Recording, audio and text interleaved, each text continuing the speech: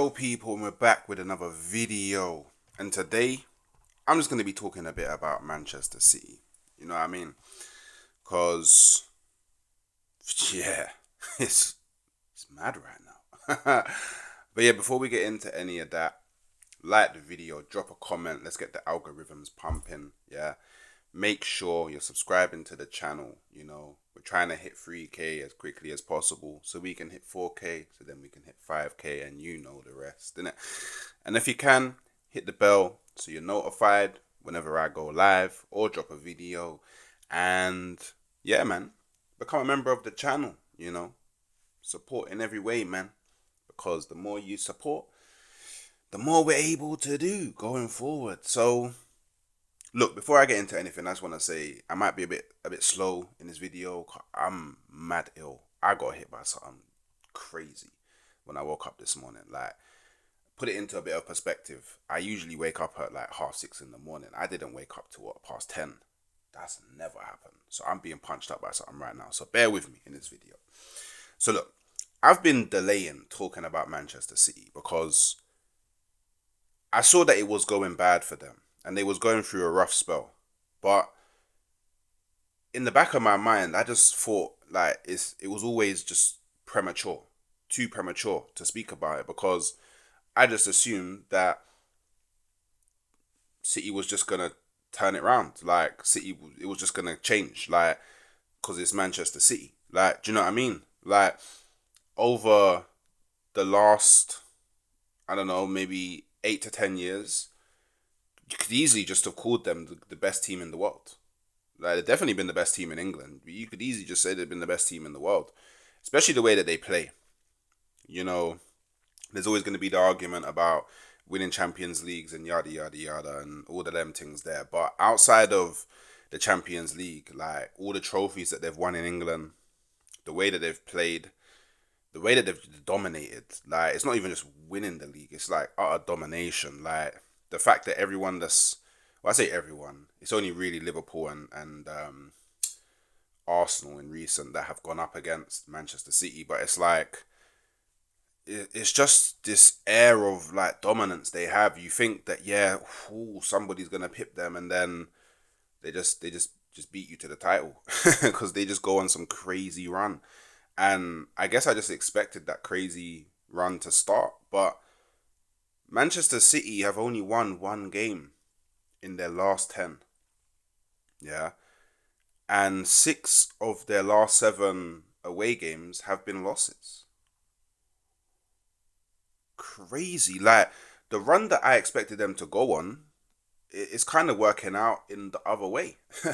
Like, they're actually going on a mad negative run, which we just haven't seen before. So I think now we can call it a crisis, because look, they just lost to Juve. Yeah, I think they're sitting 22nd in the Champions League, and it's a reality. Well, I mean, it's becoming a reality that Manchester City might not qualify for the next round of the Champions League. Manchester City could be out of the Champions League. They've got to go away to PSG, and don't get me wrong, yeah. Even in Manchester City's slump that they're going through right now, I still think they're more than capable of utterly picking apart and destroying PSG. But by the time that game comes, if they haven't changed their fortunes, PSG could win that game, or PSG could draw. It could be a draw. And then other teams around them winning their games. You know what I mean? So, I mean, I'm sitting here in disbelief, because if I put, like, all tribalism aside, all rivalry aside, all banter aside, I'm actually in shock of what I am seeing happen to Manchester City. Like, I'm in disbelief, because I think it's just foreign. I think because look, every season I've gone into over the last like 5 to 6 years, I've just gone. This is kind of been my stance. I would really love Arsenal to win the league, but Manchester City will probably win it, and I'm cool. I'm cool with that. If I can't win it, Manchester City go and win it, because Manchester City and Arsenal aren't rivals. Do you know what I mean? I don't have anybody that's gonna call my phone and banter me if they pick me to the title. Like, do you know what I mean? Like, there's not really ever that much noise when they win the title around me. Do you know what I mean? So I can kind of, it's cool to a degree. Do you know what I mean?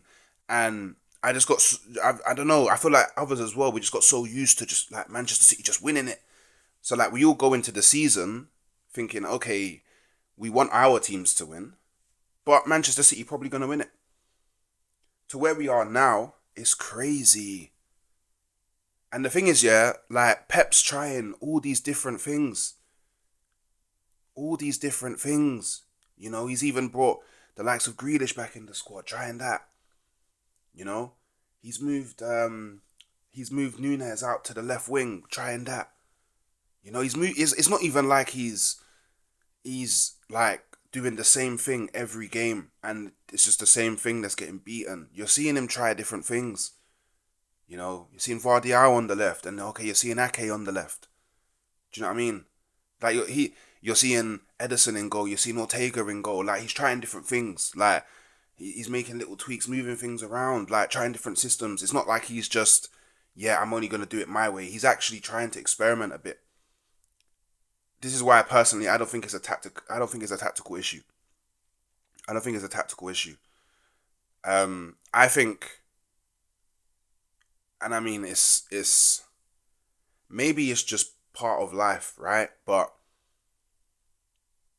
I think it's a culmination of things. So I think they haven't really recycled their squad or refreshed their squad in a good enough way in preparation for this season. In hindsight, that's an in hindsight thing. As a maybe Man City fans, you could have like said this prior to going into this season, but as a rival that I don't really look too much into your club, it's definitely a hindsight thing for me now. I'm thinking, okay, maybe they didn't strengthen the way they needed to. And I mean, truth be told, you can never really expect Rodri going out for the whole season. The Ballon d'Or winner. Do you know what I mean? They're kind of like the glue for your whole like team. Like you can't expect that. And then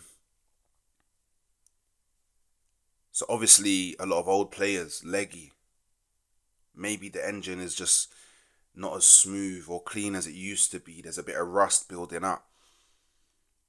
They've had some injuries that have impacted them. Um, Haaland isn't really doing the Haaland things that we're used to him doing. You know, not even just at Manchester City, when he was at Dortmund as well. Um, and then I guess it falls back to the squad issue because cool, Haaland's not firing. Like, who can you play instead of Haaland? Do you know what I mean? A different option. They had one, Alvarez, gone, didn't really replace him. I don't think he replaced him at all. You know, you're playing with two direct wingers in Doku and Savio, but they're not really helping out with the goals. They're not contributing to the goals. Yeah, cool, they're great at what they do in terms of like wingers, like, you know, beating their man, getting balls into the box, creating chaos, creating problems, being a threat. But they're not chipping in with the goals. So now when Haaland's not scoring, who's scoring? Problem. Problem with the squad. But I think one of the, and this is just in my personal opinion, I think the biggest issue for Manchester City right now, yeah, and probably why they are in a crisis, yeah, is because even though he's the greatest manager in football at the moment, yeah, greatest manager in football at the moment. If you want to have of all time debates, that's between Manchester United fans and Manchester City fans to have in it. I ain't. You get me? That's not for me, bro. That's for you. That's for you, man, to have your quotes about in it. But For 100%, I know he's currently the greatest manager in football right now. And he probably has been for like the last maybe 10 to 15 years, something like that. He's never been in this position before. He's never been in a position where he's had to claw it back. Like, he's never been in a position where he needs to turn the ship around.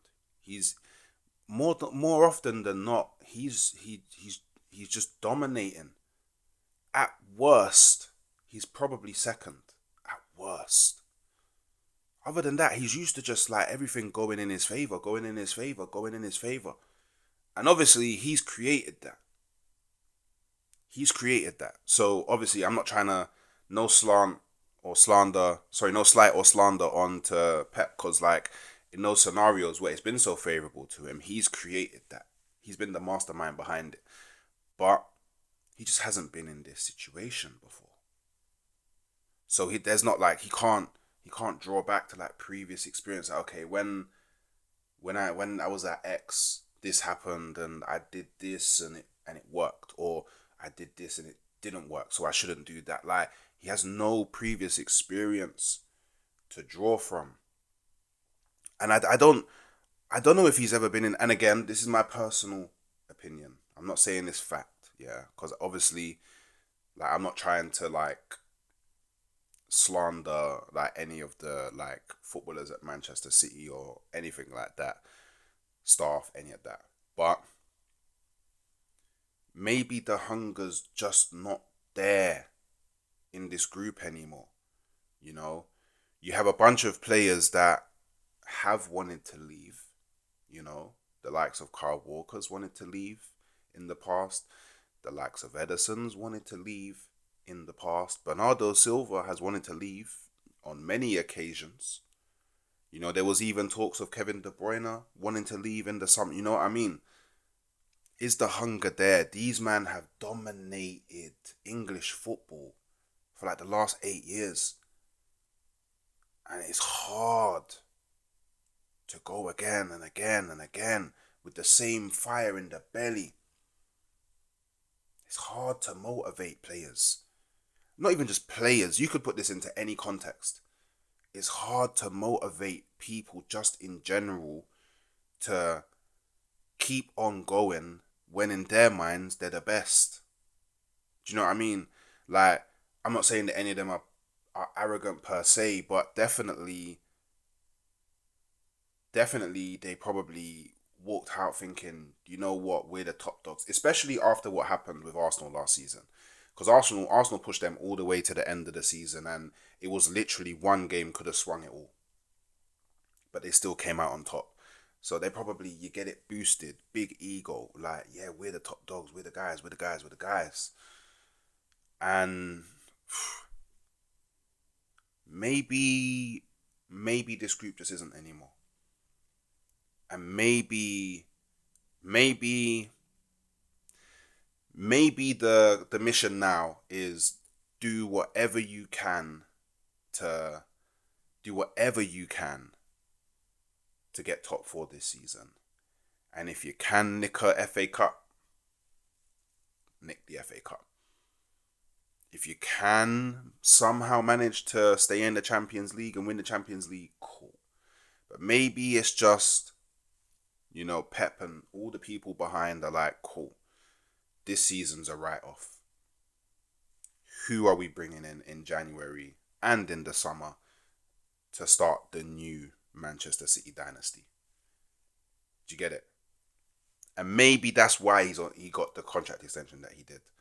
Because now it's gone from Pep dominating with this team that he built to now, cool, Pep, build us another one before you finally tap out from the club football game and potentially, I don't know, move into a more senior role like in leadership in a football club, or like Klopp did, or maybe you try international football.